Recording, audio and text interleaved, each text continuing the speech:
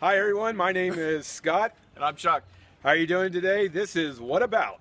What About is a series of various employment issues, and today's topic is dealing with a difficult employee.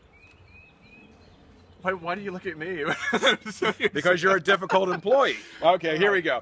Well, we've all had them. Yeah. We've all had to deal with them. So, can we define difficult employee? What does it mean to have a difficult employee? A difficult employee is generally classified into the employee that's constantly nitpicking policy, practice, procedure, complaining about management, complaining about an employee. That describes me. Or, even worse, just wanting to stir the pot and make things miserable for everyone because that makes them feel special. So, a disruption. A disruption. Right? Is kind of a fair, Yeah. concise way Yeah. of... I hear employers say pain in the ass employees all the time, but basically, those are the general topics. And when you get into that, as owners of companies, it is difficult because you're trying to grow your business, you're trying to do what's right for your business, but when you have an employee that is constantly raising issues, whether they be valid or not, most likely they're not valid. It just becomes a drain because you're having to spend so much time with them that you're not focusing on growing your business, which in many cases causes to businesses to fail. The disruption leads to lack of productivity. The whole morale and culture is just affected poorly. Things go bad, right? Right. So how do you? And it's kind of a obvious question. How do we recognize? But Sure. Is there any compliance centric? I mean, if you had to go to the Unemployment Commission and defend your Right. definition of difficult employee, You can't do it, but one of the things that will save everybody: document, and document. Okay? If you haven't gotten that, let me repeat it. It's document, and document. And you mean specific instances of challenges, Exactly. miscommunications, or just whatever the situation specifically might be. Right. If you don't document it, every attorney in this great country will say it never happened.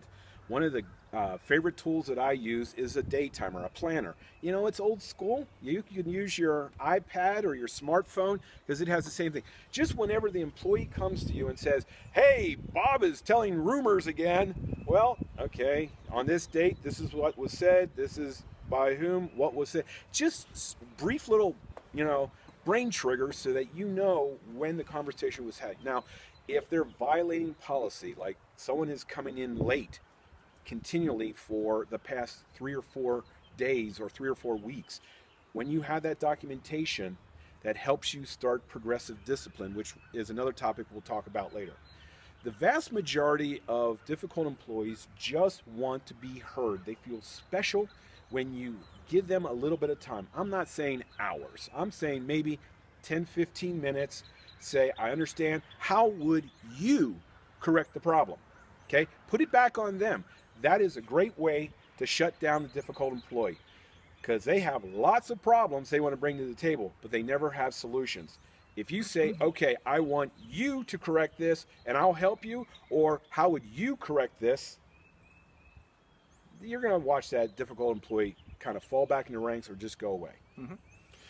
So, at some point, you got to make a decision, right? Sure, absolutely. Small business owners and hiring managers or departmental managers, it gets to the point where you can no longer ignore the problem. So, 2 thoughts. I want to hear your ideas on. Number one is, it's hard to.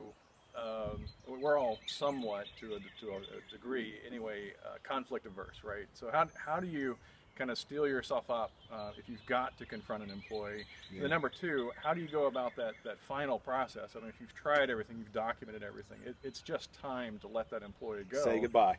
Yeah, absolutely. And the thing, people go, oh my God, how can you let people go? You must not sleep at night. I go, you know what? I sleep well at night. And the reason being is because the people that I'm dealing with are adults. I've treated them as such. I've given them every opportunity to change. They've decided not to change. So, you know, after progressive discipline, here's the documentation. Thank you very much. Have a nice day. Don't let the door hit you in the butt. You know, it's kind of callous. It's not supposed to be that way. And trust me, don't do that to them. Be diplomatic, keep their dignity and respect. But when it gets to the point where they've become such a problem for so long and you've documented everything, then you just follow the numbers. Here's the discipline. 1, 2, 3. How can I help you Sure. anymore? I've helped you. Yeah. See ya. Yeah. Now, I have a case that I'm dealing with right now where the person has, you know, private issues. Okay, there's things such as EAP, Employee Assistance Program. Most insurances have this clause in their policy. It may be a situation where they're going through a divorce.